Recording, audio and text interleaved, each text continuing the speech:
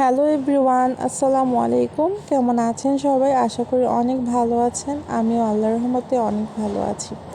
আপনাদের জন্য খুব সহজ একটি ভিডিও বা রেসিপি নিয়ে চলে এসেছি আজকে। অনেকেই দেখা যায় যে মোমোর শিটটা ঠিকমতো তৈরি করতে পারে না, তাদের জন্য হচ্ছে আজকের ভিডিওটি।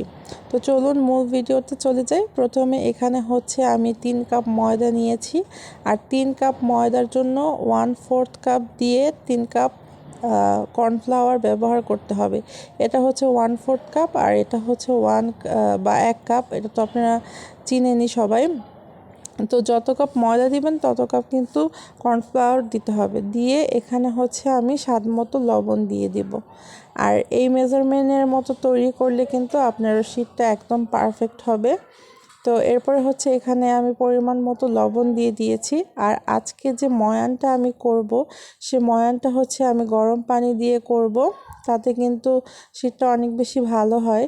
আর এখানে হচ্ছে আমি লবণ দিয়ে তারপর সব কিছু একসাথে মিক্স করে নিয়েছি। মিক্স করার পর এখন হচ্ছে আমি অল্প অল্প করে গরম পানি দিব এবং সব কিছু আর কি ময়দার সাথে মিক্স করে নিব।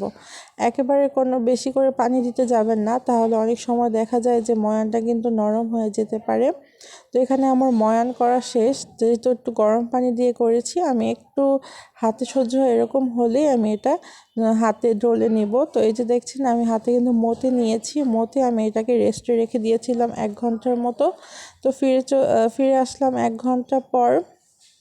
এখন হচ্ছে আমি এই যে দেখেন ময়ানটা কীরকম হয়েছে, একদম নরমও না আবার একদম শক্তও না, এরকম হয়েছে যেন শেপটাও সুন্দর মতো করে দেওয়া যায়। তো এগুলো আমি বড় বড় করে রুটি বেলে নেব। এক এক করে রুটি বেলে নিয়ে আমি এখানে হচ্ছে একটা মক্কা নিয়েছি, কৌটার যে কোনো। এই কৌটা দিয়ে কৌটার মুখা দিয়ে আমি এটাকে গোল গোল করে কেটে নেব। এতে করে কিন্তু সবগুলো মোমোর বা এই সাইজটা একই রকম হয়ে থাকে।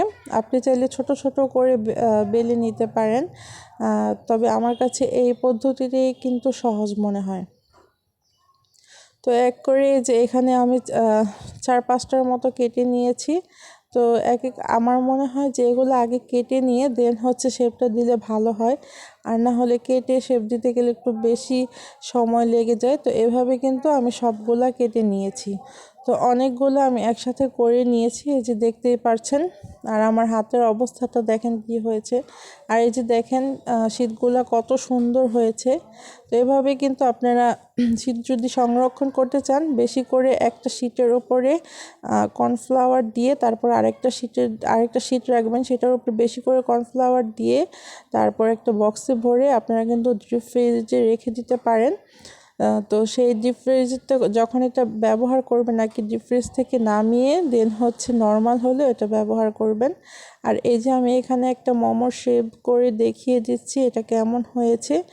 আই আশা করছি আজকের ভিডিওটি আপনাদের সকলের কাজে আসবে। ভালো লাগলে অবশ্যই কিন্তু লাইক, কমেন্ট এবং শেয়ার করতে একদমই ভুলবেন না। যদি ভালো লাগে তাহলে অবশ্যই একটা লাইক দিয়ে দিবেন, কমেন্ট করে জানাবেন। তো আমি আজকের মতো এখানেই শেষ করছি। আল্লাহ হাফেজ।